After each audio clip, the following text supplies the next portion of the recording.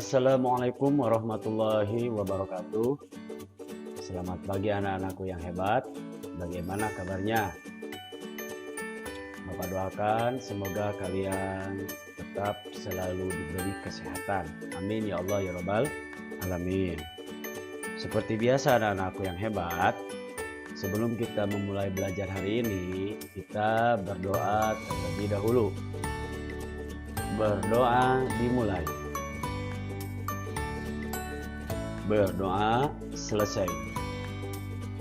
Oke anak-anakku yang hebat, apa yang akan kita pelajari hari ini masih di tema 3 tema 1 ya. Muatan pelajaran yang akan kita pelajari hari ini yaitu bahasa Indonesia. Adapun materi yang tertera di sana diantaranya yang pertama pertumbuhan dan perkembangbiakan hewan, yang kedua metamorfosis hewan, yang ketiga menuliskan kalimatnya, dan yang keempat menjawab pertanyaan ya. Jadi Bapak sengaja di sini merangkum sedemikian rupa materi yang ada di subtema 3 ya, dari mulai PB1 sampai ke PB6. Masih dengan Bapak di sini, Bapak Sopi Buldan Ansori, guru SDN 1 Sukamerang kelas 3 ya. Oke, tanpa basa-basi kita lanjut ke materinya. Namun ingat, kalian harus tetap konsentrasi ya. Jangan sampai melamun. Siapkan bukunya, siapkan alat tulisnya, dan siapkan cemilannya untuk menemani kalian belajar di rumah. Sudah siap? Kalau sudah siap, kita lanjut. Tadi yang pertama yang akan kita pelajari yaitu seputar pertumbuhan dan perkembangbiakan hewan. Masih ingatkah kalian apa itu pertumbuhan dan apa itu perkembangbiakan hewan? Nah, itu semua kan adanya di dalam ciri-ciri makhluk hidup. Ciri-ciri makhluk hidup itu diantaranya itu tumbuh dan berkembang biak. Apa itu tumbuh atau pertumbuhan? Pertumbuhan adalah proses bertambahnya ukuran. Nah, sama seperti kalau manusia kan dari mulai bayi, kemudian kanak-kanak, kemudian anak-anak, kemudian remaja, baru dewasa, kemudian tua kesananya ya. Nah, kalau di hewan bagaimana pertumbuhannya? Masing-masing hewan itu berbeda cara bertambahnya ukuran ya. Nanti kita akan kupas satu-satu. Nah, kemudian apa yang disebut dengan perkembangbiakan? Perkembangbiakan adalah proses bertambahnya jenis. Di sini dari yang tadinya 1 menjadi 2, menjadi 3, menjadi 4, bahkan menjadi banyak ya. Tujuannya apa? Tujuannya untuk melestarikan jenisnya agar tidak punah ya. Jadi supaya tidak punah, hewan itu berkembang biak ya. Sekali lagi, kalau tumbuh itu bertambahnya ukuran, kalau berkembang biak itu bertambahnya jenis ya.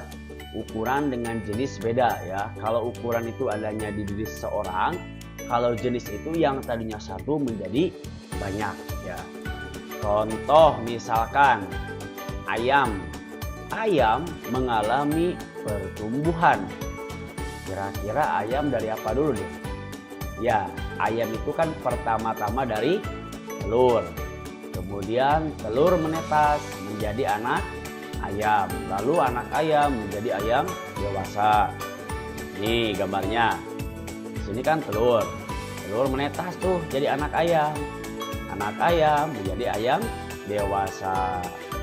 Telur itu dihasilkan dari ayam betina ya, tidak ayam jantan. Kalau ayam jantan itu tidak bisa menetaskan telur ya. Kalau menetaskan telur itu yang menjadi anak ayam itu yaitu ayam betina. Lalu bagaimana proses berkembang biaknya ayam?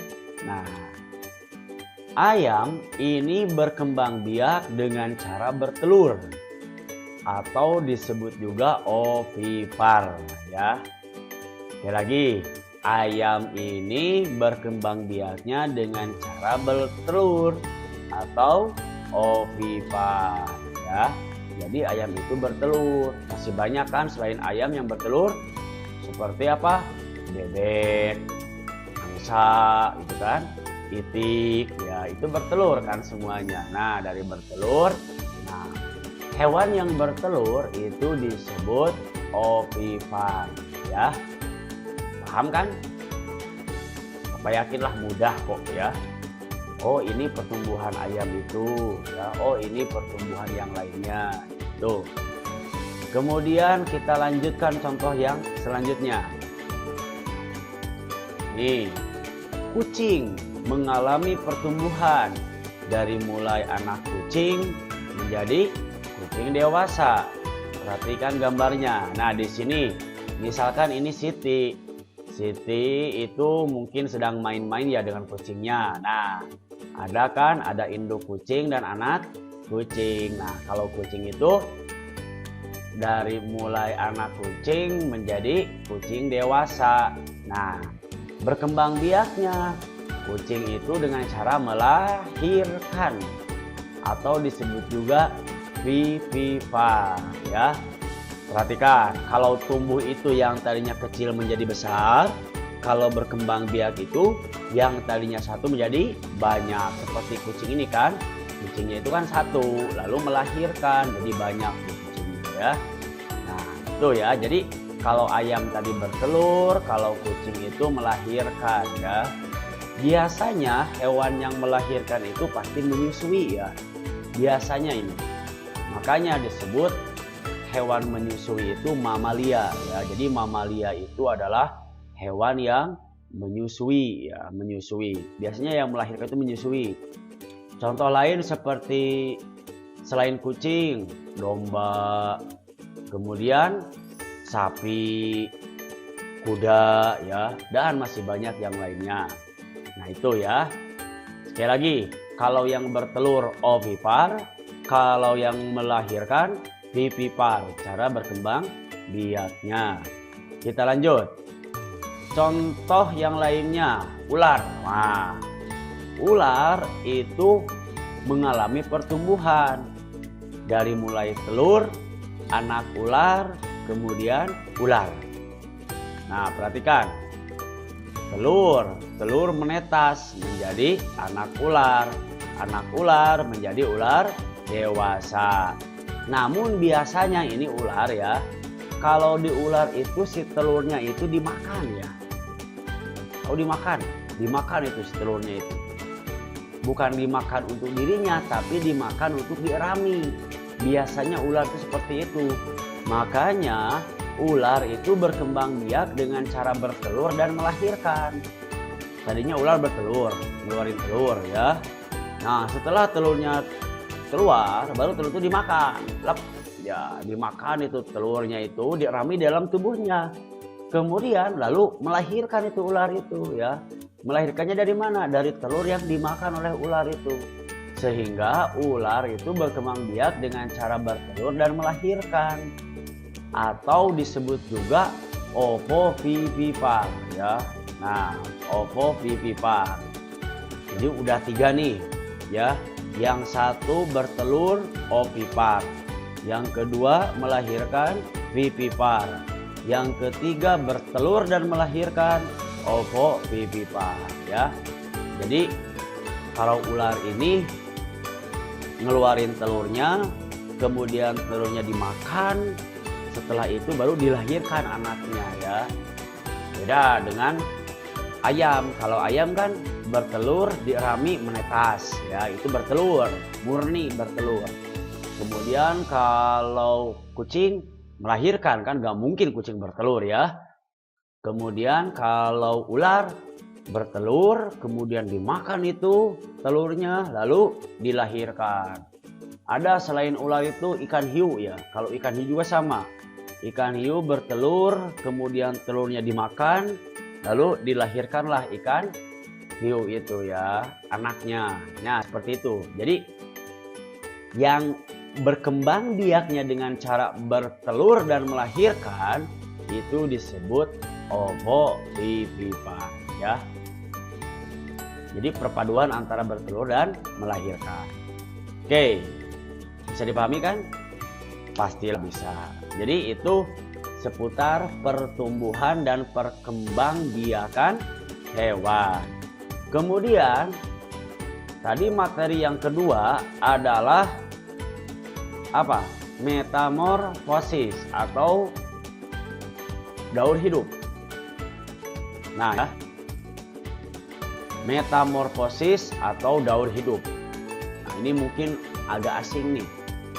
Apa itu metamorfosis atau daur hidup? Nih, metamorfosis adalah peristiwa perubahan bentuk tubuh secara bertahap mulai dari larva sampai dewasa. Jadi ini peristiwa perubahan bentuk tubuh ya, artinya berarti ini pertumbuhan ya. Pertumbuhan suatu hewan mulai dari larva sampai dewasa, atau dalam bahasa simpelnya gini, mulai dari telur atau sampai dewasa ya. Jadi ada beberapa tahapan itu yang disebut dengan metamorfosis atau daur hidup ya. Nah, metamorfosis itu terdiri dari dua jenis. Ada yang disebut metamorfosis tidak sempurna, ada yang disebut metamorfosis sempurna ya. Wah, apa sih Pak metamorfosis tidak sempurna atau metamorfosis sempurna? Nih, metamorfosis tidak sempurna itu peristiwa perubahan bentuk tubuh itu melalui 3 tahapan. Contohnya seperti pada belalang atau serangga. Jadi di dalam metamorfosis ada tahapannya. Di sana kan sudah jelas. Tahapan itu mulai dari larva sampai dewasa. Nah, itu kalau yang lengkap 4 tahapan ya. Kalau yang tidak lengkap atau tidak sempurna itu 3 tahapan. Contohnya ini seperti pada belalang atau serangga. Nih, perhatikan. Nah, ini belalang ya, belalang. Belalang hampir sama dengan serangga seperti kecoa, kemudian jangkrik lah dan lain-lain. Nih, dari mulai telur itu berubah dari mulai telur kemudian telur itu berubah menetas menjadi nimpa. Kalau dalam bahasa simpelnya nimpa itu adalah anaknya, anak belalang ya. Kemudian dari mulai nimpa itu menjadi imago atau dewasa. Nah, ini belalang ya. Dari mulai telur ke nimpa itu sekitar 2 minggu. Nah, kemudian dari mulai nimpa ke dewasa atau ke imago itu 4 sampai 7 minggu. Nah, itu perubahannya ya. Jadi telur, setelah telur kemudian anak, setelah anak kemudian imago atau dewasa ya. Telur, nimpa, imago. Kalau dalam bahasa ilmiahnya, kalau dalam bahasa simpelnya telur, anak, dewasa. Seperti itu ya. Itu pada belalang. Sama kok, belalang, kecoa. Kecoa juga sama, dari mulai telur, kemudian nimpa, kemudian imago. Sehingga belalang ini metamorfosisnya 3 tahapan ya, dari mulai telur, nimpa atau anaknya, kemudian dewasa atau disebut imago. Nah, itulah yang disebut dengan metamorfosis tidak sempurna. Berarti ini perubahannya hanya 3 tahapan ya. Ingat-ingat ya, metamorfosis tidak sempurna itu intinya perubahan atau pertumbuhan hewan 3 tahapan. Telur, imago, telur, nimpa, imago ya. Dari mulai telur, nimpa, imago. Kemudian metamorfosis sempurna adalah perubahan yang melalui 4 tahapan. Dari mulai telur, larva, pupa, dan dewasa. Wah, ini seperti pada apa ya kira-kira? Nah, contohnya pada kupu-kupu, pada katak, pada nyamuk juga sama ya. Contoh nih pada kupu-kupu. Nah, dari mulai telur, nah ini yang bawah ya. Telur itu berubah menjadi larva. Nah, atau dalam bahasa simpelnya itu ulat ya, ulat. Nah, itu larva itu ulat ya. Ulat. Nah, dari mulai ulat berubah lagi menjadi pupa. Kalau dalam bahasa simpelnya kepompong. Nah, di sini kan puasa ya, tidak makan, tidak minum, itu kepompong itu. Nah, dari mulai pupa atau kepompong berubahlah menjadi kupu-kupu dewasa. Sehingga gambar ini dinamakan daur hidup kupu-kupu. Sekali lagi, kupu-kupu 4 tahapan. Kalau belalang 3 tahapan ya. Kupu-kupu itu telur, ulat, kepompong, kupu-kupu dewasa. Kalau dalam bahasa ilmiahnya, telur, ulat disebut larva, kepompong disebut pupa, dan dewasa ya itu. Kemudian nih pada katak sama. Nah, nyamuk ya, pada nyamuk ini, nyamuk bertelur, kemudian telurnya itu menetas menjadi larva ya.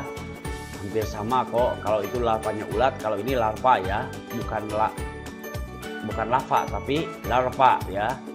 Nah, dari larva ini berubah menjadi pupa atau yang disebut dengan kupu-kupu, nyamuk kecil ya, masih di air gitu ya. Nah, setelah menjadi pupa lalu menjadi nyamuk dewasa, sehingga gambar ini dinamakan daur hidup nyamuk ya. Mudah bukan? Dari mulai telur, kemudian larva, kemudian pupa, kemudian nyamuk ya. Kalau dalam bahasa simpelnya telur, larva atau jentik ya. Jentik, tahu kan jentik kan? Dilihat kan itu larva namanya jentik. Nah, setelah jentik baru menjadi pupa ya.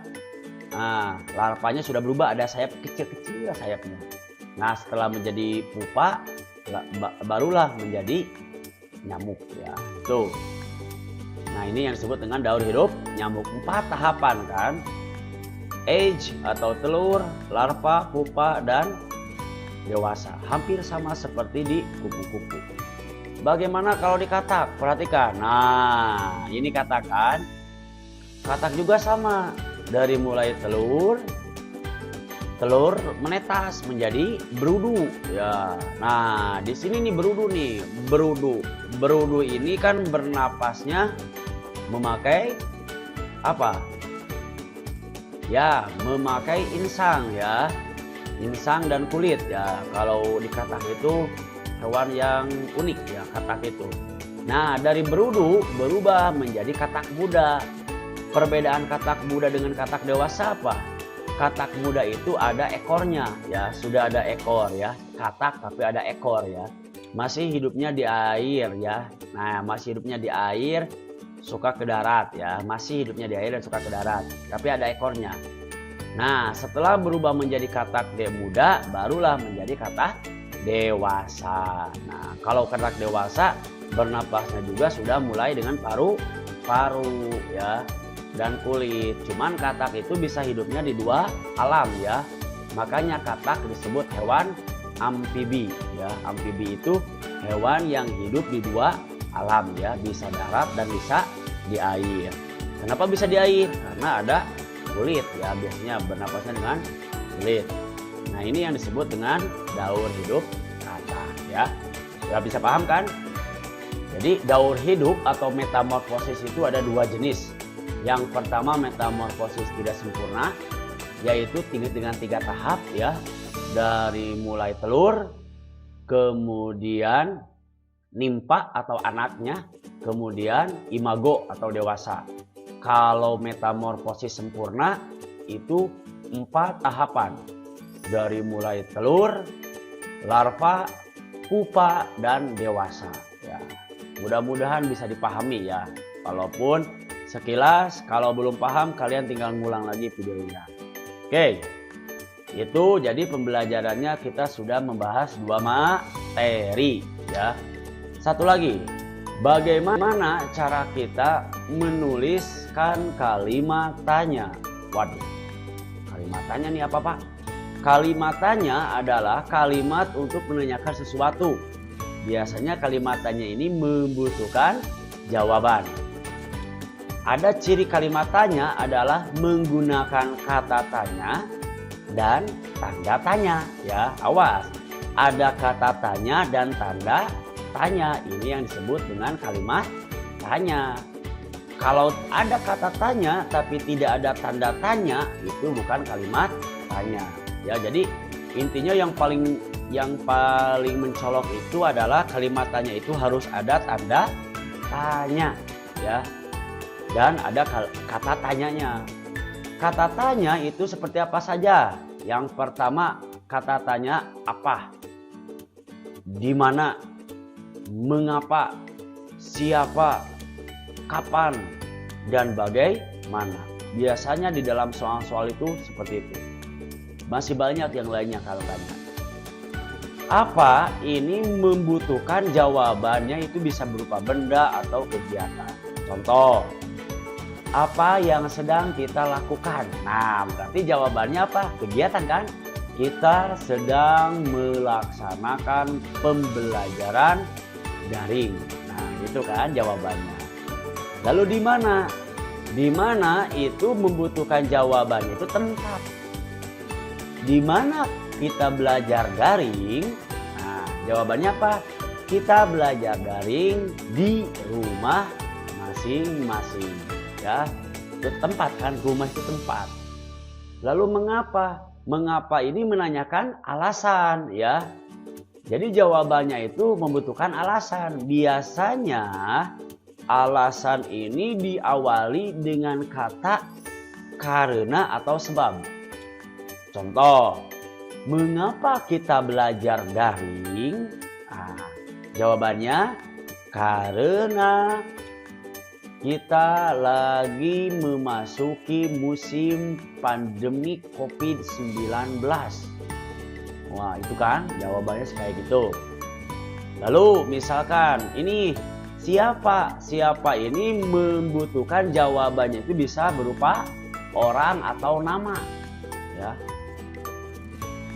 Pertanyaannya seperti ini. Siapa yang belajar daring? Nah, jawabannya siswa-siswi kelas 3 SDN 1 Sukamerang. Nah, itu kan siswa-siswi kan orang ya, kalian. Lalu di sini kapan? Kalau kapan ini menunjukkan membutuhkan jawabannya apa? Waktu. Ya.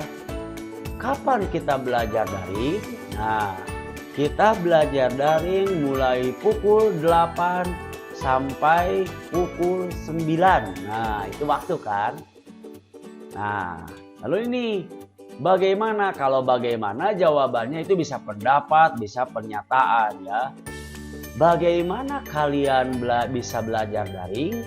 Nah, itu kan bisa menjawab pendapat. Kita bisa belajar daring disebabkan karena tidak diperbolehkannya oleh pemerintah untuk bertatap muka. Nah, itu kan, jadi jawabannya seperti itu ya, itu pendapat kan, pendapatnya. Bagaimana kabar kalian? Baik, gitu kan, pendapat kan atau pernyataan bahwa saya itu baik-baik saja. Bisa paham kan? Pasti Bapak yakin kalian bisa memahaminya. Contoh nih kalimat tanya. Apa yang sedang kamu lakukan? Nah, apa ini menunjukkan dan ini ada tanda tanya. Nah, kalau apa ini menunjukkan kata tanya dan itu menunjukkan tanda tanya ya. Jadi setiap kalimat tanya ada kata tanya dan ada tanda tanya. Awas, ingat-ingat ya. Harus ada tanda tanya. Kalau tidak ada tanda tanya berarti itu bukan kalimat tanya. Kemudian contoh yang kedua, misalkan mengapa kemarin kamu tidak sekolah? Nah, kita membutuhkan jawabannya apa? Karena kemarin saya sakit panas. Nah, di sini karena ini menunjukkan alasannya. Paham kan? Jadi Kalau ada pertanyaan, mengapa? Berarti dahulukan dulu karena atau sebab, ya. Mudah-mudahan bisa dipahami seputar kalimat tanya dan jawabannya. Apalagi tadi kan dari mulai pertumbuhan dan perkembangbiakan makhluk hidup, kemudian metamorfosis, kemudian membuat kalimat tanya, dan kemudian jawaban dari kalimat tanya, ya.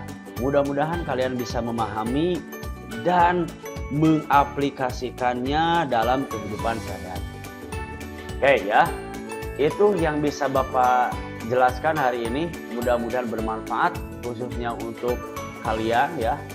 Mudah-mudahan video pembelajaran ini bisa bermanfaat baik untuk sekarang maupun untuk yang akan datang. Itu ya. Sekali lagi ingat pesan Ibu apa? Memakai masker, mencuci tangan pakai sabun dan menjauhi kerumunan ya. Mudah-mudahan hari ini kita belajar dapat berkah dan